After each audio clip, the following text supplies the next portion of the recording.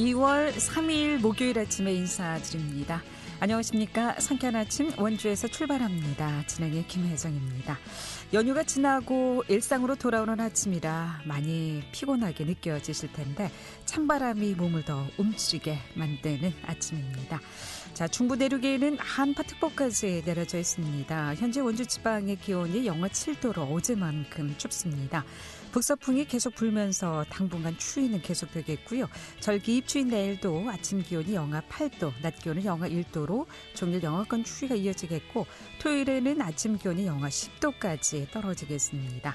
오늘 낮 기온 0도 등 중부지방은 한낮에도 0도 안팎에 머물겠습니다. 오늘 준비한 소식입니다. 최근 코로나19로 배달 문화 확산에 따른 오토바이 운행이 증가하며 아파트 등 주택가에서 오토바이 소음으로 인한 불편이 늘어나고 있습니다. 원주시 의회에서는 대기 오염 저감과 소음 피해를 줄이기 위해 음식점 등의 배달 오토바이를 전기 이륜차로 전환할 수 있도록 하는 지원 사업을 시행하자는 내용이 건의돼 있는데 자세한 내용 알아보고요.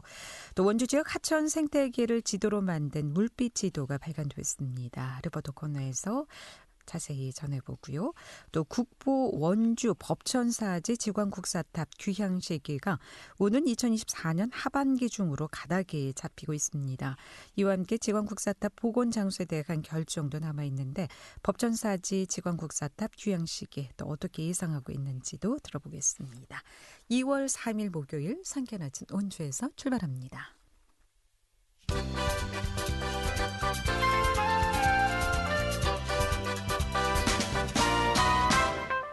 헤드라인 뉴스입니다. 원주시가 이달부터 연말까지 뒷골목 청소 사업인 클린콜을 추진합니다. 깨끗한 도시 환경 조성과 노인 일자리 창출을 위해 마련됐습니다. 공모를 통해 선정된 원주 노인 소비자 생활협동조합 소속 60세 이상 노인 53명이 25곳 은면동에 배치돼 환경미화원의 손길이 미처 닿지 않는 골목길 등을 중점 청소하게 됩니다. 올 새학기부터 최고급 육질의 1등급 횡성 한우가 횡성 지역 모든 학생들의 식탁에 오릅니다. 횡성군과 횡성교육지원청은 올해 1학기부터 지역 내 모든 초중고교의 학교 급식에 1등급 이상 횡성 한우를 공급할 방침입니다. 횡성군은 1등급 횡성 한우 급식 공급을 위해 킬로그램당 4,000원 규모의 차액 보조금을 별도 지원할 예정입니다. 평창군은 이달부터 국내 희망택시를 이용하는 주민들의 이용 편의와 택시 사업자들에게 신속한 정산 서비스를 제공하기 위해 카드 결제 시스템을 도입해 운영한다고 밝혔습니다. 희망택시는 군이 국내 대중교통 접근이 취약한 마을의 주민들에게 농어촌 버스 대체 수단으로 택시 서비스를 제공하고 운행요금 등 이용 주민이 부담하는 1회 1,400원을 제외한 나머지 요금을 택시 사업자에게 손실보상금으로 지원하는 사업입니다. 헤드라인 뉴스였습니다. 네, 이 코로나19로 배달 문화 확산에 따른 오토바이 운행이 증가하면서 아파트 등 주택가에서 오토바이 소음으로 인한 불편이 늘어나고 있습니다. 이에 대기오염 저감과 소음 피해를 줄이기 위해 배달 오토바이를 전기 이륜차로 전환할 수 있도록 하는 지원 사업을 시행하자는 내용이 원주시 의회에서 건의됐는데요. 이 소식은 박호빈 원주시 의원 연결해서 얘기를 좀 나눠보겠습니다. 박호빈 의원 나와 계시죠? 안녕하십니까? 네, 안녕하세요. 박호빈 의원입니다. 네, 오랜만에. 네, 뵙습니다. 복 많이 받으십시오. 예, 새해 복 많이 받으십시오. 네. 자, 이 코로나19 여파로 배달 문화가 확산되면서 오토바이 소음 문제가 상당히 심각하죠. 네, 그렇습니다. 그래서 이 전기 이륜차 전환 지원 사업 지금 추진하고 계신데 어떻게 건의하게 되셨는지요? 예, 코로나19의 장기화로 인해서 뭐 전 세계의 비대면 문화가 급속도로 이제 확산되고 있는 가운데 그 한국 소비자들이 세계 음식 배달 서비스가 가장 많이 이용한다는 아주 우픈 기사를 접하게 됐습니다. 또 세계에서 가장 우수한 IT 기술을 바탕으로 다른 나라보다 뭐 온라인 검색 및 앱을 이용한 주문이 보편화되어 있고요. 또 국내 소비 시장에서 최근 집합 금지로 인해서 카페, 식당 출입이 제한되면서 자연스럽게 집에서 배달 음식을 시켜 먹는 문화가 확산되는 가운데 원주시는 이제 2019년부터 기존 그 내연기관 오토바이 전기 이륜차를 전환 사업을 하고 있습니다. 그래서 2019년부터 내연기관 자동차에서 발생하는 대기 오염 물질의 실질적인 저감을 유도하고 대기질 개선과 온실가스 저감을 기여하고자 전기 이륜차 보급 사업을 시행하고 있습니다. 네. 이 배달 문화 때문에 사람 구하기가 어렵다고 하더라고요. 그만큼 배달 쪽으로 많이 몰린다는 얘기인데, 뭐 네. 대기 오염도 오염이지만 이 소 문제가 상당히 좀 네네. 심각하다고 하거든요. 교통비 구체적으로 같은 게 아닙니다. 예, 네. 어느 정도입니까? 우리가 뭐 트렌드의 변화로 뭐 주말 및 퇴근, 과거에는 이제 저녁 시간대 이렇게 편중됐던 것이 이게 뭐 주말, 평일, 낮, 밤을 가리지 않고 거의 24시간을 확대되고 있습니다. 대한민국의 1년 내내 배달 중이라고 해도 과언이 아닐 정도로 배달 대상도 기존 뭐 치킨, 피자, 중식 등 간단한 먹거리에서 생필품, 패션, 뷰티 뭐 아주 여러 가지 확산되는 그런 모양새입니다. 네. 예, 겨울에는 뭐 그나마 문을 닫고 있어서 좀 덜하지만 여름에는 문을 열고 살기 때문에 이 소음에 아주 시달리느라고 작년 여름에도 참 많이들 고생들 하셨죠. 네네네. 또 이 배달을 하면서 이분들이 그 시동을 끄고 올라가는 게 아니라 시동을 켜놓고 올라가다 보니까 네. 아주 또 더군다나 이 아파트나 조금 위로 소음이 가면 갈수록 더 심해진다고 합니다. 네. 유난히 이 배달 오토바이 소음이 심한 것 같아요. 네. 네네. 현재 이 전기 이륜차 보급률은 어느 정도입니까?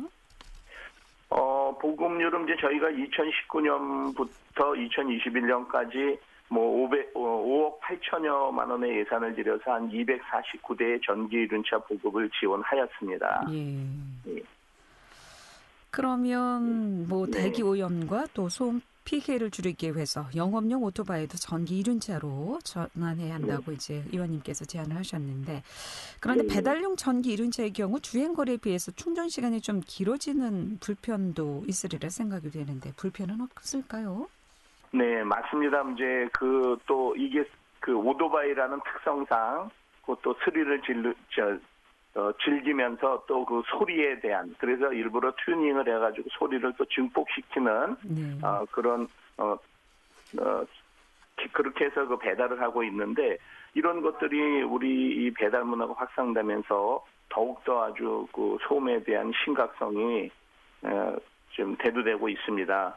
그래서 이런 부분들이 지금 시에서 지원하는 부분들이 뭐 경형, 소형, 중형, 대형 해가지고 뭐 돈을 이제 경형은 210만 원, 소형은 260만 원, 중형은 290만 원, 대형은 330만 원을 지원하고 있는데, 정작 뭐 진짜 영업을 하시는 분들이 쓰셔야 되는데 영업하시는 분들은 그 거의 뭐 기피하는 그런 상태에 있습니다. 예.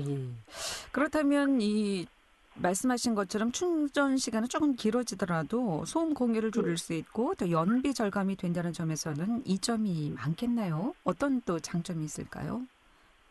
그래서 이것을 이제 그 배달 업체들이 지금 그 앱을 모두 사용하다 보니까 임대료가 싼 그 주택가로 더군다나 들어와 있거든요. 네. 네, 주택가로 들어와 있어가지고 더욱더 그 소음을 가중시키고 있는데, 이런 부분에 있어서 그분들에게 좀 협조를 요청을 하고, 또 이게 당장 이게 뭐 어쨌든 예산 지원하는 부분도 실행하려면 시간이 걸려서 일단은 그분들이 그 배달을 할 때 어쨌든 시동을 끄고 들어가는 부분, 또 내지는 안 됐을 경우에는 좀 그 소음기라든가 이런 부분을 좀 정착할 수 있는 이런 부분을 좀 협의를 해보자라고 지금 집행부하고 얘기를 해서 집행부가 배달 업체에 대신 분들한테 이제 회신을 하고 있습니다. 네. 2019년부터 21년까지 3년 동안 5억 8천만 원 지원하셨고, 또 원주 차원에서 전환 지원 사업을 진행한다고 하셨는데, 적게는 210만 원부터 많게는 330만 원까지 예산상 현실적인 문제는 없겠습니까? 현실적인 부분을 어쨌든 그들이 사용을 해야 되거든요. 네.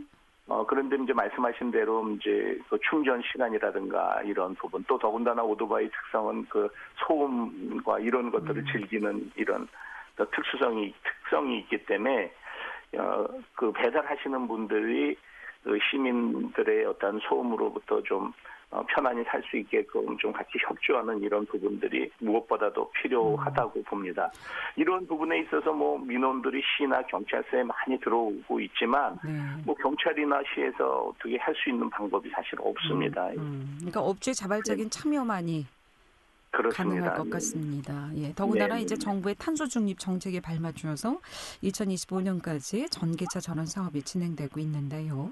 온실가스 배출을 줄여 대기질을 개선하고 또 깨끗한 환경을 조성할 뿐만이 아니라 소음 공해까지 줄일 수 있다면 뭐 더 할 수 없겠죠. 자, 끝으로 관련 사업에 대해서 향후 계획과 일정 말씀 듣고 마무리하도록 하겠습니다. 네, 그래서 이제 저희가 그 업체가 많이 늘어난 업체하고 이제 협의를 통해서 간담회나 협의를 통해서 필요한 부분을 전적으로 국민들이 공감할 수 있는 그런 그 지원이 무엇인지에 대해서 협의를 해서 우리 시민들이 좀 그 2022년에는 또 따뜻한 삶의 안식처에서 단잠을 이루고 상쾌한 아침을 맞이할 수 있었으면 하는 바람에서 이 5분 발언을 하게 됐습니다. 예, 뭐 강제사항은 아니겠습니다만은 자영업자들의 자발적인 참여를 좀 기대해 볼 수밖에 없을 것 같습니다. 많은 참여 있게 기대하고요. 오늘 말씀 잘 들었습니다, 의원님. 고맙습니다. 네, 고맙습니다. 네, 지금까지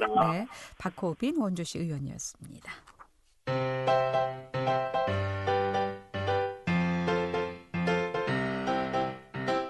KBS 원주방송국이 유튜브 다시 듣기 서비스를 실시합니다.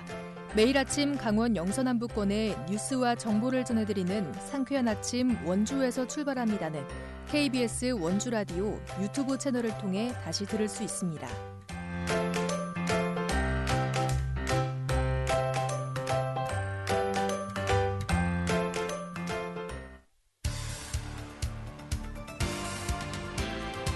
알찬 정보, 생생한 현장의 소식을 전해드립니다. 리포터 현장. 네, 상쾌한 아침 원주에서 출발합니다. 듣고 계신 지금 시각 8시 43분 지나고 있습니다. 원주 친환경유역통합관리센터가 원주시 주요 하천 위치와 수생태계를 한눈에 확인할 수 있는 원주 물빛 지도를 발간했는데요. 이 소식 추인의 리포터와 함께합니다. 어서 오세요. 네, 안녕하세요. 자, 원주 하천 정보를 담고 있는 물빛 지도가 발간이 됐는데 이 물빛 지도 발간 배경에 대해서 궁금하네요. 네, 물빛 지도는 원주 지역 주요 하천의 위치와 어류의 정보를 담고 있는 원주 수생태계를 한눈에 확인할 수 있는 지도입니다. 작년 8월부터 10월까지 물빛 유역 모니터링단 프로그램이 진행됐는데요. 이 프로그램에 참여한 원주 시민 35명이 지도 제작에 참여했습니다. 시민들이 직접 주요 하천의 수질과 어류, 조류 등 수생태계를 조사하고 기록했는데요. 원주 유역 강과 그 강에 서식하는 대표 어종이 설명돼 있는 지도입니다. 지도에 포함되지 않은 조류, 저서성 무척추 동물 등에 대한 정보는 물빛놀이 홈페이지에서 열람할 수 있도록 하고 있습니다. 친환경유역 통합관리센터 정세미 사무관사 이야기 들어봤습니다. 저희가 우선은 시민들을 모집해서 30명의 하천에 관심을 가진 30명의 시민과 함께 하천의 수생태계를 둘러보았습니다. 그래서 족대를 직접 가지고 하천에 들어가서 물고기를 잡고 뜰채로 수서곤충을 살펴보았는데요. 기억에 남는 건 어릴 적 섬강에서 물고기를 양동이채로 잡았다고 자랑하시던 시민분도 계셨고 원주에 이렇게 많은 하천이 있는지 처음 알았다고 하시는 시민분들도 모두 기억에 남았습니다. 또 저희 원주천과 화천 이어지는 화천이라는 부분이 있는데요. 화천에서는 붉은기 거북이 나오고 원주천에서는 블루길이 나오는 등의 생태 교란종이 발견되었습니다. 그래서 그 수가 아직 많지 않지만 많지 않은 만큼 더 많은 관심을 기울여야 할 때라고 생각합니다. 네. 저희 물빛누리는 2022년도에도 원주의 하천에 대해서 꾸준히 조사하고 탐구해 나갈 계획입니다. 네. 자, 물빛 지도를 통해서 원주 지역의 하천 정보를 한눈에 또 알 수 있는데요. 이 지역의 수생태계를 알고 있는 게 왜 중요할까요? 네, 수생태계를 파악하기 위해서는 하천에 살고 있는 생물을 알고 있는 게 중요합니다. 하천은 흐르고 있기 때문에 강우량에 따라 물이 더 많아지는 시기가 있기도 하고 갈수기에는 물이 마르기도 합니다. 오염물질이 갑자기 발생하면 깨끗하던 하천이 갑자기 더러워지기도 하는데요. 하천 상태를 파악하고 수질 검사를 어느 시기에 진행할지 또 어느 지점에서 검사를 진행하는지에 따라서 하천의 결과에 큰 차이가 있습니다. 전문기관에서 지역의 모든 하천의 수질을 검사할 수가 없는데요. 하천의 상태 파악과 수질 검사를 진행하기에 용이한 방법이 하천에 살고 있는 생물을 통해서입니다. 하천에 사는 수서 생물이 수생태계의 환경 변화와 수질을 대변한다고 할 수 있는데요. 원주 지역 섬강은 남한강으로 흘러 한강에 모입니다. 즉 섬강이 수도권 시민들이 마시는 상수원이 되는 건데요. 그렇기 때문에 우리 동네 하천을 알고 확인하는 게 내가 마시는 물을 지키는 일이라고 할 수 있습니다. 환경에 대한 관심으로 이번 물빛누리 지도 제작 프로젝트에 참여한 시민 이야기 들어봤습니다. 신앤물 체험에 참가하게 된 동기는 원주에서 계속 환경 정화 활동이라든지 환경 운동을 하고 있었어요. 그걸 참여하게 되니까는 그전에는 그냥 피상적으로만 이렇게 원주에 있는 하천이라든지 그 생태에 대해서 생각했었는데 실제로 그것을 한 두세 번 정도 참가해보고 나니까 우리 원주천에 서식하는 그 생물들 있죠. 어류라든지 또 식물 이런 거의 생태에 대해서 좀 알게 되었고요. 또 어떤 식생물이 살고 있는지 이런 것도 그전보다는 좀 더 잘 알게 되어서 좋았어요. 네. 친환경 뉴욕 통합관리센터는 원주 하천 환경보호를 위해서 다양한 또 프로그램을 운영하고 있는 것으로 알고 있는데 올해는 또 어떤 활동들이 준비되어 있습니까? 네, 친환경 뉴욕 통합관리센터는 원주 시민들에게 물 관련 교육과 다양한 프로그램을 운영합니다. 하천 환경에 대한 지속적인 시민 참여를 촉진하는 사업을 통해서 시민과 함께 건전한 물도시를 가꿔 나가는 게 센터의 목표인데요. 올해 상반기에는 원주 섬강유역 사진전이 진행될 예정이고요. 또 시민들이 누가 더 물 절약에 진심인지 물 절약 실천 방법에 대해 공모하고 대결하는 수크루지 챌린지도 예정돼 있습니다. 이 밖에도 다양한 프로그램이 운영될 예정인데요. 선착순 접수로 진행되는 프로그램이 많아 물빛누리 프렌즈에 가입해 홈페이지를 통해 소식 받아보시면 됩니다. 네, 우리 지역 하천에 대한 관심이 곧 하천 보호로 이어지는 것이 아닌가 싶은데 원주 수생태계를 한눈에 파악할 수 있는 물빛 지도 소식에 시민 여러분들이 많은 관심이 있길 바라봅니다. 추인혜 리포터 잘 들었습니다. 네, 감사합니다.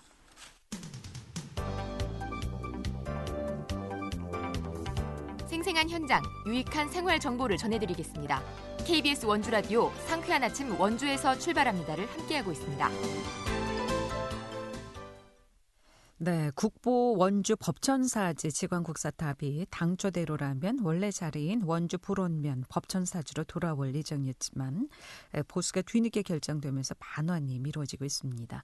그러나 귀향 시기나 복원 장소에 대한 결정이 아직 남아있어 귀추가 주목되고 있는데요. 이 소식은 지관국사탑 환수추진위원회 김상환 운영위원장 연결해서 얘기를 좀 듣겠습니다. 김상환 위원장님, 안녕하십니까? 네, 안녕하십니까. 예. 자, 이 환수추진위원회 회장님으로서 법천사지 지관국사탑 원래 자리로 이제 되돌리기 위해서 많은 애를 쓰고 계신데 먼저 우리 법천사지 지관국사 현모탑에 대해서 어떤 역사적 의의가 있는지 먼저 말씀을 듣고 얘기를 좀 이어가도록 하겠습니다.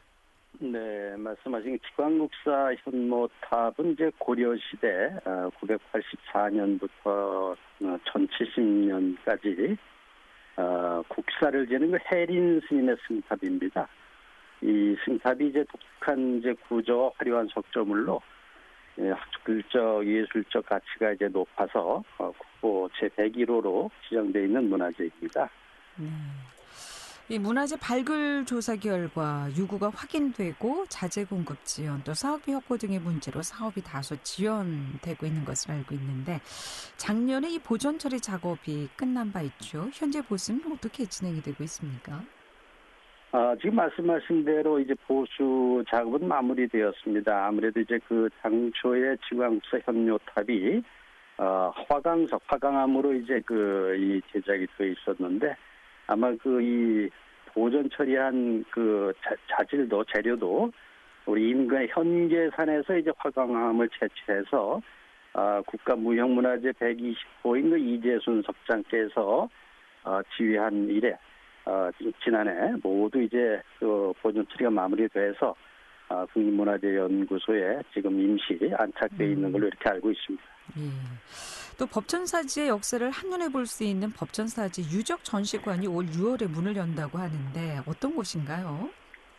유적 전시관은 이제 우리 법전사지 내에 연면적 한 2,200여 평방미터 정도로 해서 지사 2천 규모로 예산만 해도 한 78억 정도 이렇게 좀 투자가 돼서 아마 건립이 되고 있는데 아마도 이제 건립 완공이 되게 되면 전시라든지 수장고, 연구실, 교육실 이런 다양하게 활용될 걸로 그렇게 예측하고 있습니다. 그럼 이 법전사지 유적 전시관은 어디에 자리하고 있습니까? 지금 유적 전시관이 이제 법천사지 내에 법천사지 내에 이제 이 남쪽이 되겠습니다. 남쪽으로 좀 건립을 하고 있는데 위치는 상당히 좀 활용 가치 있게 정해져서 진행되는 걸로 알고 있습니다. 네. 그동안 이렇게까지 되기까지 많은 애를 쓰셨죠. 지광국사탑 귀환 과정에 대해서도 좀 말씀해 주시겠습니까? 저희 시민운동은 사실 또 한계가 있지만 사실 우리 KBS를 비롯한 언론기관의 역할이 상당히 좀 컸다고 생각을 하고요.